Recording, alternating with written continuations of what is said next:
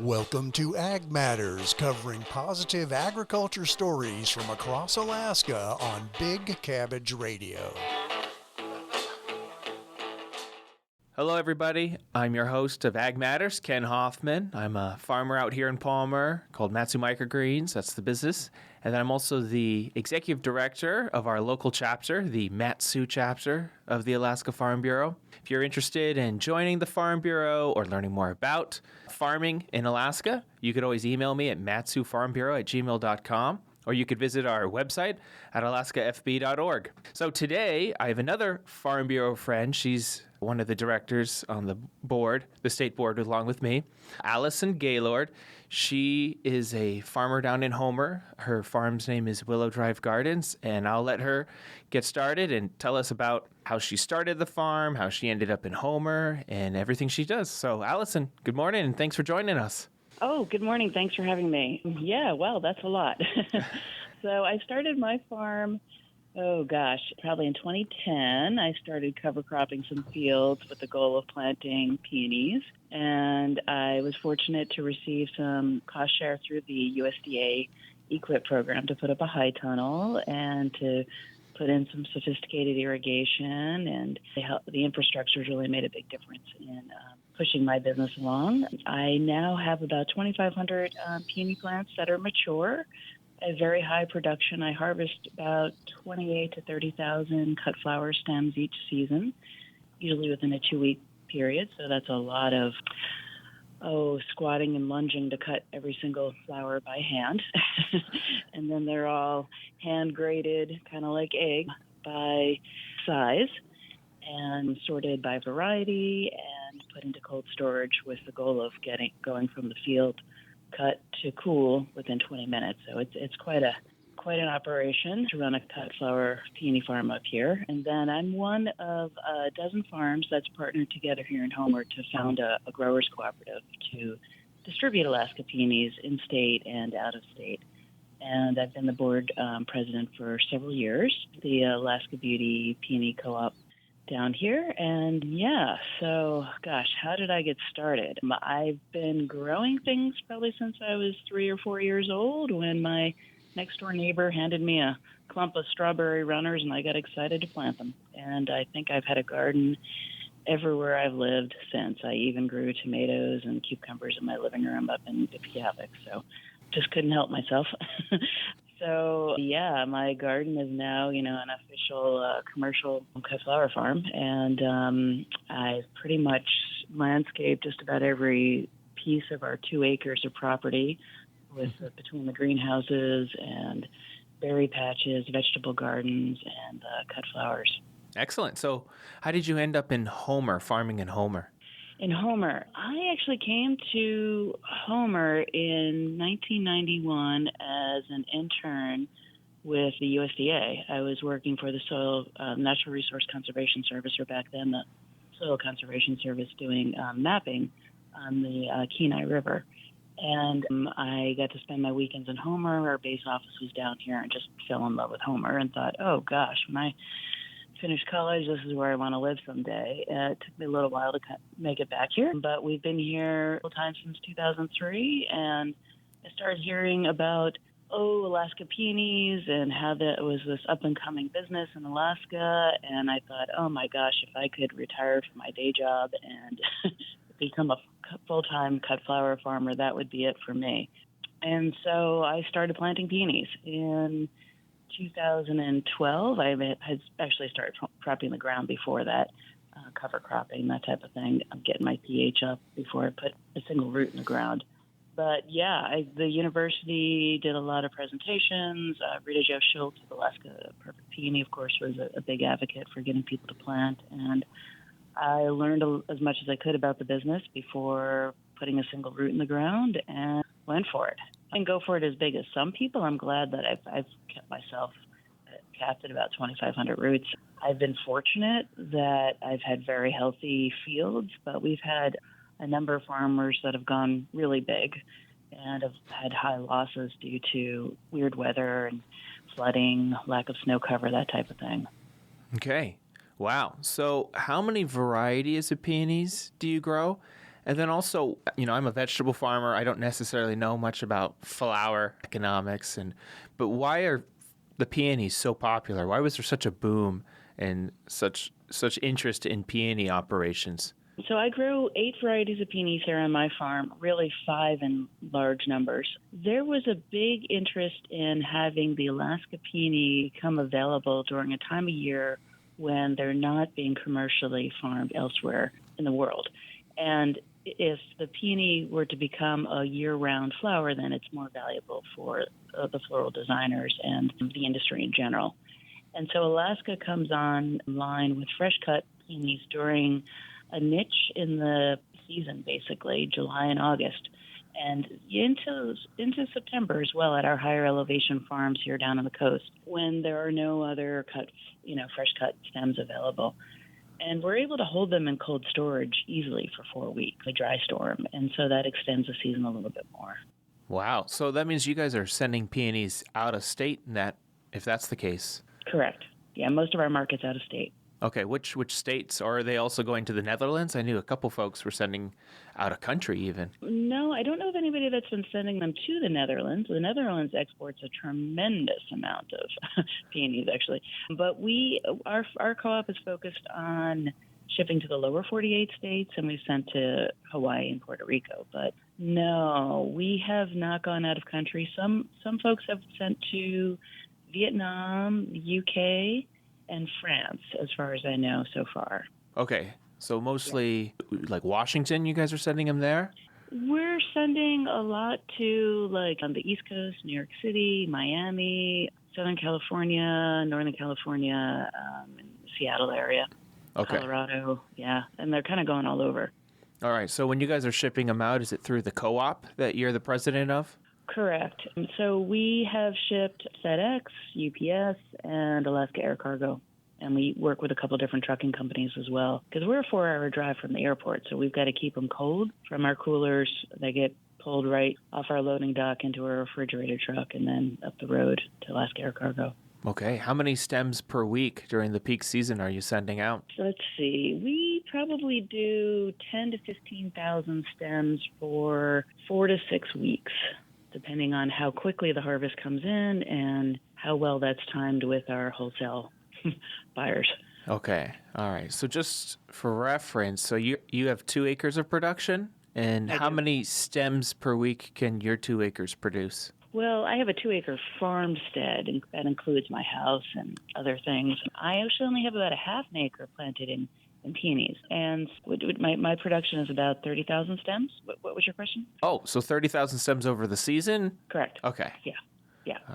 All right. And so what's the price per stem? Well, it varies based on the market that we're going to. And our costs to farm them are just going up and up and up. We're about 75 cents, I'd say now, maybe even 85 cents per stem to farm at the scale that we do in Alaska. They sell typically for $3.50 a stem average. I mean, it depends on if we're drop shipping a small box of a dozen flowers off our website, then a $99 box plus shipping could run somebody $140, for instance.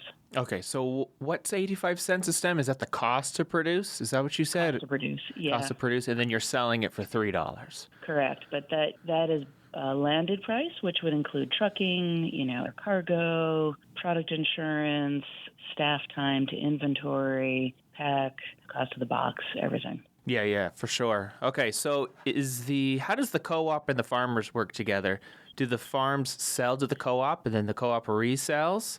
Or does the co-op just offer the opportunities to the farmers and makes the deals between the buyer and the seller? The co-op sells on consignment. So basically, we don't buy everything that lands at the pack house. However, if we've got strong sales, which we do this year, I think we're going to be oversold, to be honest. So everything that passes through the co-op will be sold.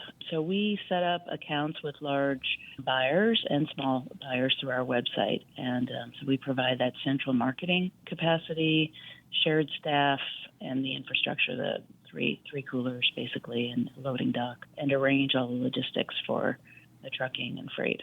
Wow. So would you say that almost all of the peony farmers in Homer are part of the co-op? Are there any reasons not to join the co-op? It seems like a pretty good deal. Well, there are a couple farms that have been around longer than the co-op, and they've already had their accounts established, so they've got one or two big accounts, and that's enough to move their crop, and that's how they've set up to do it. The rest of us felt that there's just enough flowers here in Homer that we need to make an effort to get more of them out of town. So in order to do that, the smaller growers, it really just doesn't make sense financially for every single farm to have their own website, have their own UPS account, try to even access some of these larger markets because they just don't have the volume. So by pooling together, we're able to basically go after bigger accounts.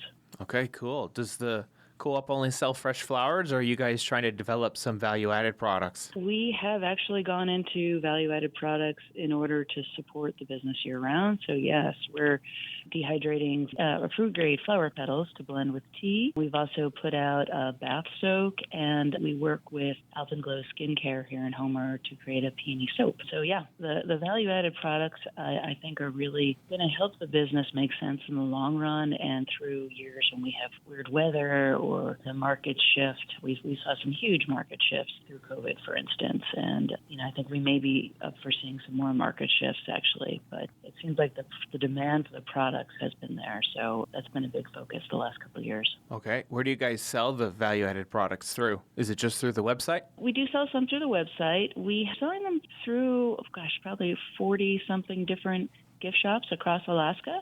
And then some plural gift shops along the West Coast have actually picked us up as well. So it's pretty exciting. That's amazing. Okay, now you guys going to try to get it into large grocery stores with your products? Well, actually, I just got an inquiry from Albertsons that they're interested in our value-added products, and potentially our fresh flowers, but they want really small boxes, so I'm trying to figure that out logistically. And they want everything air cargoed from Homer to all the stores across Alaska. And I'm like, well, the logistics on that don't quite work out.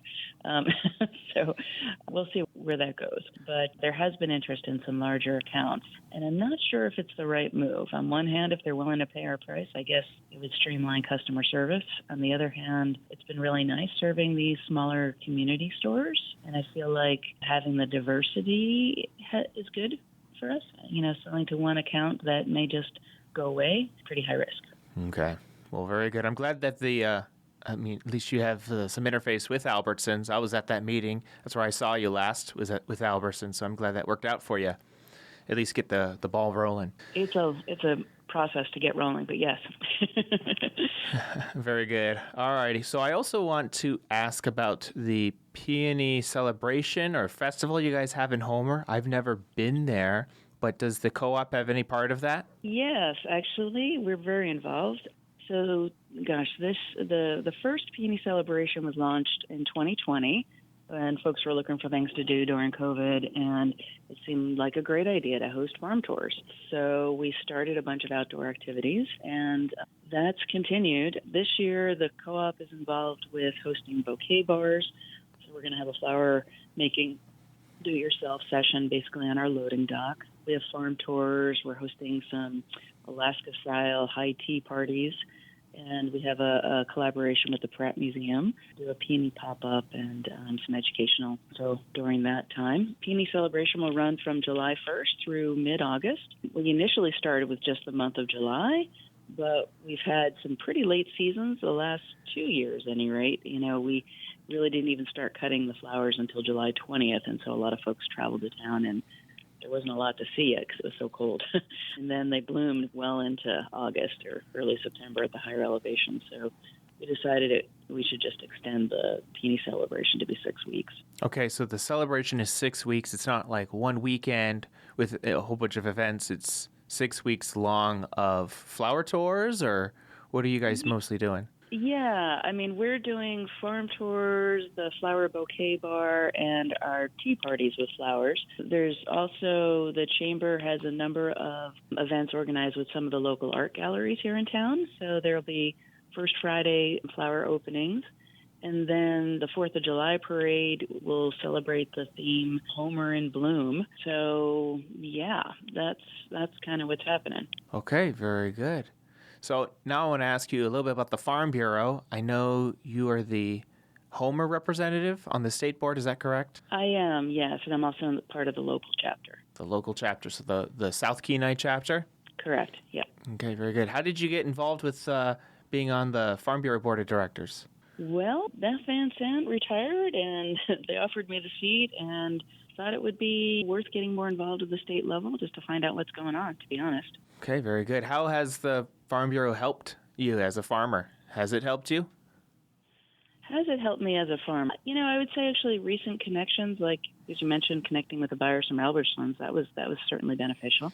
I think it's been a source for exchanging knowledge with other growers during meetings, and just the business of ag here and the challenges that we all face in state. And I found the annual meeting and the resources, the workshops, the talks that are brought to be very helpful. Okay, I remember you gave a talk a couple of years ago at the annual meeting. Are you going to be giving a talk this year as well? I haven't been asked to, but I certainly could. I guess I spoke on irrigation last time. Is that the talk you're referring to, or is it a growers workshop or something? No, I believe it was the irrigation back in 2023 or 2022. Probably, yeah. Okay, well, very good. Well, thank you so much for coming on the show today. Is there anything else you want to let our listeners know? How do people get a hold of you if they want the products? Oh, they could visit our website, alaskabeautypeony.com, and you could travel to Homer and come check out our events during the Peony celebration in July and August. Okay, do you have any social media that people can follow you on? Oh, yeah, we're on Facebook and Instagram as well, and our events are posted up there, and there's also information available through the Homer Chamber of Commerce. They'll be putting up, there's a web page, and they'll be putting up the weekly events during the Peony celebration as well. All right. Well, thank you so much. Are there any final comments about peonies that you think that the public should know about? Anything final? Not really. Just enjoy them. Take time to smell the flowers. Okay. Well, thank you so much, Allison. Have a great day. Thanks for coming on the program. Okay. Take care, Ken. Take Bye-bye. care. Bye-bye. You've been listening to Ag Matters, covering positive agriculture stories from across Alaska. Ag Matters is a production of Radio Free Palmer, recorded at our studios in Palmer, Alaska. For more information about this program, email manager@radiofreepalmer.org.